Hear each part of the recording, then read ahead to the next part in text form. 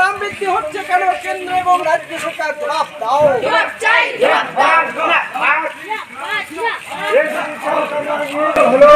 এখনো বৈধ হচ্ছে না কেন? রাজ্য সরকার জবাব দাও। এখানে কেন জনগণের বই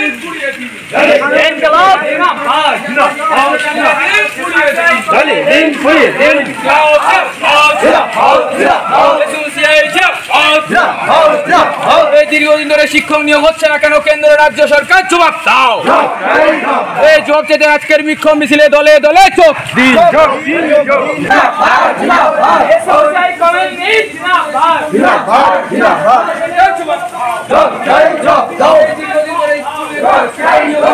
কেন্দ্র রাজ্য সরকার জবাব দাও। জবাব চাইছে এসইউসিআই আন্দোলনের চোখ দিন। আজকে আমরা এসইউসিআই কমিউনিস্ট দলের পক্ষ থেকে মেখলিগঞ্জ শহরে আমরা একটা বিক্ষোভ মিছিল করলাম।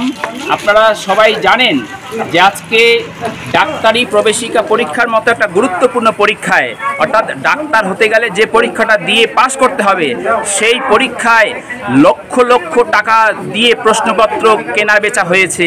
ফলে এই যে কেন্দ্র সরকারের যে এই যে ডাক্তারি পরীক্ষায় যে একটা বিশাল মাপের দুর্নীতি হয়েছে, তার প্রতিবাদে এবং পাশাপাশি নেট পরীক্ষায় যে দুর্নীতি হয়েছে তার প্রতিবাদে এবং পাশাপাশি আপনারা শুনেছেন যে আমাদের পশ্চিমবঙ্গ সরকার তারা হকার উচ্ছেদ অভিযানে নেমেছে। আমাদের দাবি উপযুক্ত পুনর্বাসন না দেওয়া পর্যন্ত হকার উচ্ছেদ করা চলবে না। পাশাপাশি আপনারা জানেন কেন্দ্র সরকার স্মার্ট মিটার চালু করছে, তার বিরুদ্ধেও আজকে আমরা এই প্রতিবাদ মিছিল সংগঠিত করলাম। এবং আপনারা পেপার পত্রিকায় দেখেছেন আজকে দেশে ভেজাল ওষুধ তৈরি হচ্ছে।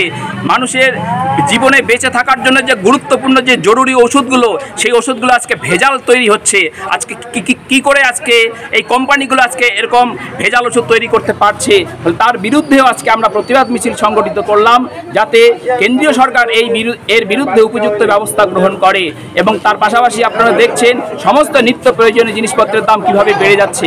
ফলে এই মূল্যবৃদ্ধির প্রতিবাদেও আমাদের এই মিছিল। এবং পাশাপাশি আজকে কেন্দ্র সরকার তারা মাধ্যমিক উচ্চ মাধ্যমিক বোর্ড পরীক্ষা তারা তুলে দেওয়ার সিদ্ধান্ত নিয়েছে।